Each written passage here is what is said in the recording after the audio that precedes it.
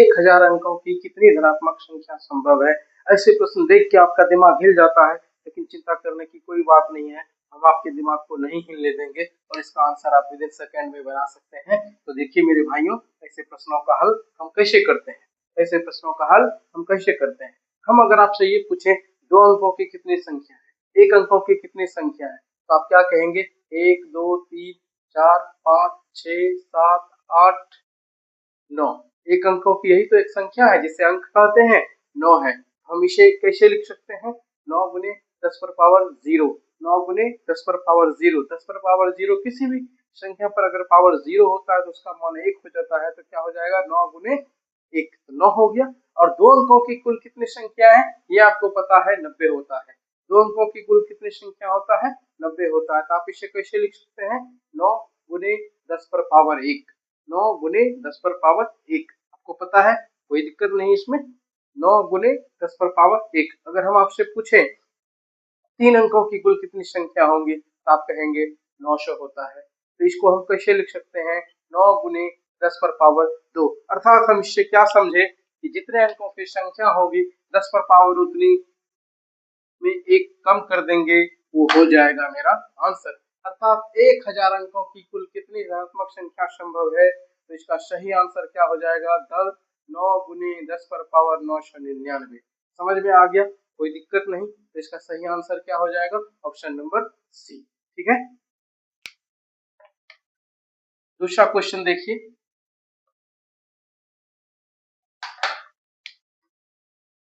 पांच अंकों की कुल कितनी प्राकृत संख्या संभव है? ऑप्शन है आपके सामने। 9 गुने 10 पर पावर 5, 9 गुने 10 पर पावर 4, 9 गुने 10 पर पावर 10 गुने 9 पर पावर 5। इस तरह का ऑप्शन है। आप इसे, अभी हमने समझाया, आप इसे तुरंत बना सकते हैं। 5 अंकों की संख्या पूछ रहा है, तो 9 गुने कितना? 10 पर पावर 5 अंकों की बोल रहा है, तो एक कम कर दीजिए, 10 पर पावर 4, ऑप्शन नंबर बी। कोई दिक्कत नहीं हुआ इसमें, आपको अच्छे से आपको समझ में आ गया होगा। तो इस प्रकार के सवाल को आप विदिन सेकंड में बना सकते हैं, कोई दिक्कत नहीं। तो अगर आपको मेरा वीडियो अच्छा लगता है, आपको अच्छे से समझ में आता है, तो आप मेरे YouTube चैनल को सब्सक्राइब कीजिए, IR दीपक सर, और मेरे फेसबुक पेज दीपक सर को फॉलो कीजिए। और क्वेश्चंस लेते हैं जो विभिन्न एग्जाम में पूछे जाते हैं। शून्य की संख्या बताना। शून्य की संख्या कैसे बताते हैं, इस क्वेश्चन पे फोकस करते हैं हम। जैसे 2 गुने 5 गुने 3 पे पावर 7 गुने 4 पर पावर 2 गुने 10 पर पावर 2 गुने 7 पर पावर 3। इसमें शून्यकों की शून्य, अगर इसके गुणनफल में कुल कितने शून्य होंगे, एक गुणनफल में कुल कितने शून्य होंगे। ठीक है, ऐसा प्रश्न देख के आपका अगर दिमाग चकरा जाता है तो रुक जाइए, आपका दिमाग नहीं चकराएगा।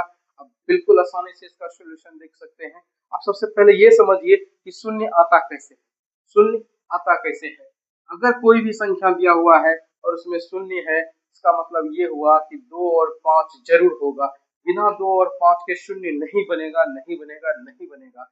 मतलब ऐसा कोई भी संख्या का गुणनफल अगर दिया हुआ है और उसमें पूछ रहा है कितने शून्य होंगे, जितने जोड़े 2 और 5 होंगे उतने ही शून्य होंगे। ठीक है, अर्थात 1 2 और 1 5 है तो 1 शून्य होंगे, 2 को 2 है और 3 को 5 है, तो कितने शून्य होंगे? 2 ही शून्य होंगे, क्योंकि 2 का ही तो जोड़ा बनेगा, 1 तो अकेला रह जाएगा, तो 1 छोड़ देंगे। ठीक है, तो इसको समझिए डिटेल से।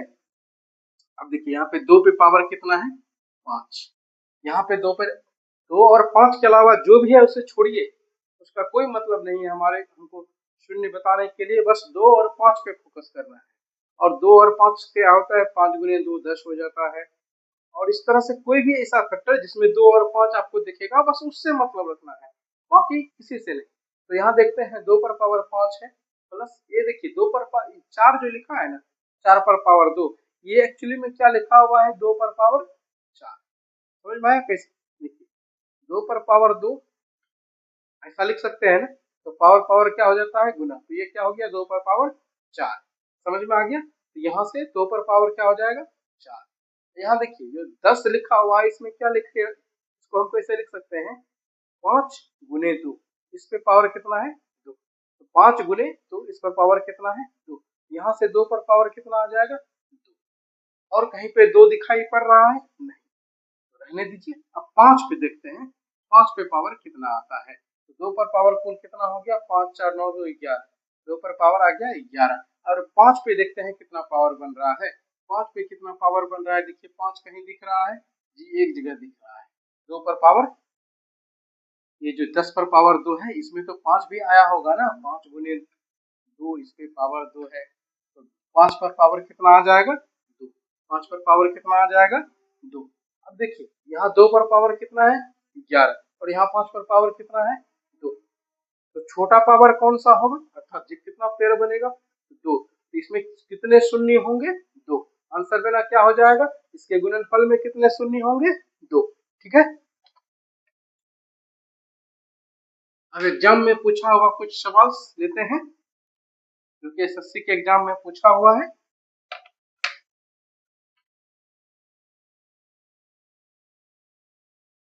दो गुने 3 गुने 4 गुने 5 पर पावर 2 गुने 4 पर पावर गुने 2 पर पावर 4 गुने 5 पर पावर 3 गुने 7 गुने 9 गुने 10 गुने 3 पर पावर 4 गुने 5 पर पावर 5 गुने 2 पर पावर 6 के गुणनफल में कितने शून्य होंगे। ऑप्शन इसका है 10 11 15 20। ये प्रश्न देख के आपका दिमाग तो लगता होगा बाप रे बाप चकरा गया, कैसे बनाएंगे इतना बड़ा गुणनफल है, ऐसा करना ही नहीं है ना, टेक्निक से इसका आंसर निकाल देना है। 10 शून्य कैसे आएगा, हमें इसका एक्सप्लेन आपको कर दिए हैं अभी, कैसे शून्य आता है। 2 और 5 पे फोकस कीजिए, 2 और 5 पे फोकस कीजिए, बाकी सब मोह माया है, उसको छोड़ दीजिए। 2 देखिए 2 पर पावर कितना है, एक, नहीं कुछ है तो एक, ये 4 लिखा हुआ है ना, 2 पर पावर 2 4 होता है, अर्थात यहाँ 2 पर पावर कितना मिल गया आपको, 2। यहाँ देखिए 2 पर पावर 4 है, और कहीं पे 2 दिखाई पड़ रहा है, ये देखिए इधर एक छुपा हुआ है, 10 में 2 है, इसको क्या लिख सकते हैं, 5 गुने 2, अर्थात 1 2 यहाँ पे भी है। और देखिए एक इधर में है 2 पर पावर 6, इन सबको जोड़ दीजिए, 2 एक 3 4 7 एक 8 8 और 6 14, 2 पर पावर क्या हो गया, 14। अब 5 को ढूंढिए, 5 को ढूंढिए कितना पावर हो रहा है, 5 पर पावर यहाँ आपको 2 दिखा, 2 लिख लीजिए। फिर यहाँ पर 5 पर पावर 3 है, इसे भी लिख लेते हैं। यहाँ पे देखिए 10 है, ठीक है, इसको 2 गुने 5 लिख सकते हैं ना, तो एक पावर यहाँ से भी है। और देखिए 5 पर पावर 5, और कहीं पे आपको 5 दिखाई पड़ रहा है, कहीं नहीं दिखाई पड़ रहा है 5, तो क्या हो गया, 5 पर पावर 11, 5 पर पावर 11। तो इस दोनों में से न्यूनतम पावर क्या है, 11, अर्थात 11 ही पेयर बनेंगे। समझ में आ रहा है, अर्थात 11 ही पेयर बनेंगे 2 और 5 का। तो मेरा सही आंसर क्या हो जाएगा, ऑप्शन नंबर बी 11। इसके गुणनफल में कितने शून्य होंगे, 11 शून्य होंगे। इसके गुणनफल में कितने शून्य होंगे, 11 शून्य होंगे। तो कैसा लगा मेरा वीडियो, कैसा लगा सॉल्यूशन, आप हमें कमेंट करके जरूर बताइएगा। तो देखते हैं एक और सवाल।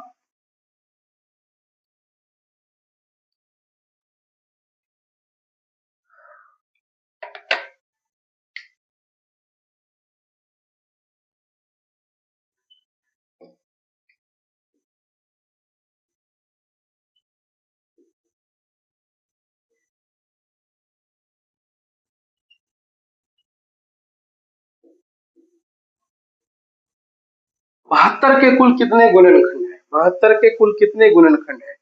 किसी भी संख्या का गुणनखंड बताने के लिए आप क्या करना है, आपको उसका अभाज्य गुणनखंड निकालिए। क्या करना है? अभाज्य गुणनखंड निकालिए।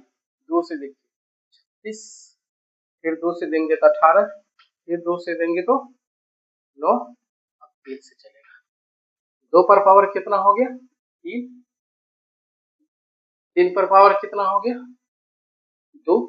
ठीक है, इसका कितना गुणनखंड होगा? जितना पावर है उसमें 1 प्लस कीजिए, जितना पावर है उसमें 1 प्लस कीजिए और इसको गुना कर दीजिए। 3 गुने 3 9, समझिए, सॉरी 4 है ना यहाँ पे, 4 गुने 3 12 हो जाएगा। 3 1 4, इधर से 2 1 3, तो अर्थात 72 के गुणनखंड में कुल कितने गुणनखंड हो गए? 72 के कुल कितने गुणनखंड है? तो 12। 72 के कुल कितने गुणनखंड है? तो 12। इसका इस्तेमाल हमने इससे पिछली क्लास में भी किया था, जहाँ पे हम लोग ये देख रहे थे कि इसके n के कितने मान संभव है, शेष इतना बच रहा है।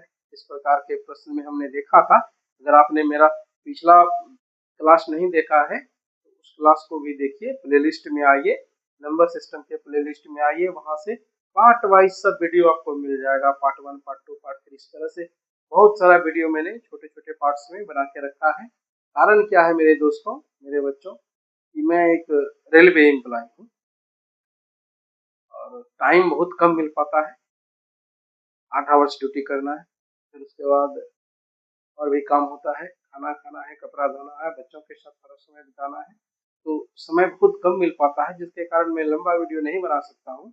और चूंकि रूटीन मेरा फिक्स नहीं रहता है ड्यूटी का, तो इसलिए मैं लाइव भी नहीं आ सकता हूँ। ये मेरी मजबूरी है, इसलिए मैं छोटे छोटे क्लिप में जब भी मेरा टाइम एडजस्ट होता है मैं आपके लिए वीडियो बना देता हूँ। लेकिन ये सारे वीडियो आपके लिए बहुत यूजफुल होंगे। अगर आप किसी भी एग्जाम का तैयारी करते हैं, चाहे वो एसएससी हो, रेलवे हो, बैंकिंग हो, और आपको मैथ समझ में नहीं आता है, मेरा वीडियो देखिए, इत्मीनान से देखिए, और वो सारे क्वेश्चंस अच्छे प्रकार से डाउट हम आपको क्लियर कर देंगे, जो कि आप कहीं भी पढ़ते होंगे पेड क्लास में। पैसा दे के जितना चीज आपको सिखाया, पैसा लेके आपसे जितना चीज सिखाया जाएगा, वो सारी चीजें मैं आपको यहाँ पे IR दीपक सर चैनल पे फ्री में सिखाऊंगा। बस आप मुझे थोड़ा समय दीजिए, हम आपको सफलता देंगे।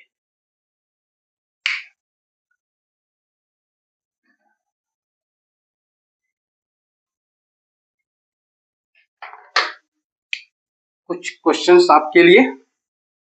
196 की कितनी गुणनखंड है, ये क्वेश्चन बनाइएगा। और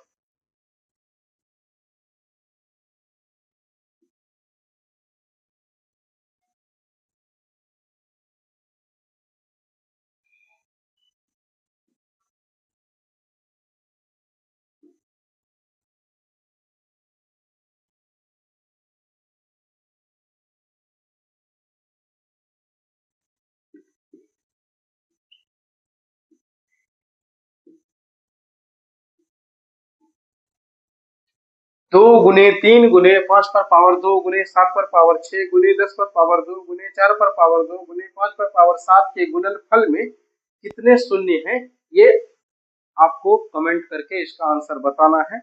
अगर आप बहुत सारे क्वेश्चंस को प्रैक्टिस करना चाहते हैं तो आप मेरे व्हाट्सएप चैनल को ज्वाइन कीजिए, जिसका लिंक आपको इसी वीडियो के डिस्क्रिप्शन में मिल जाएगा। आप मेरा WhatsApp channel, Telegram channel join कीजिए, जहाँ पे मैं प्रैक्टिस के लिए क्वेश्चन PDF के रूप में उपलब्ध कराता हूँ। तो आप सभी को मेरा नमस्कार।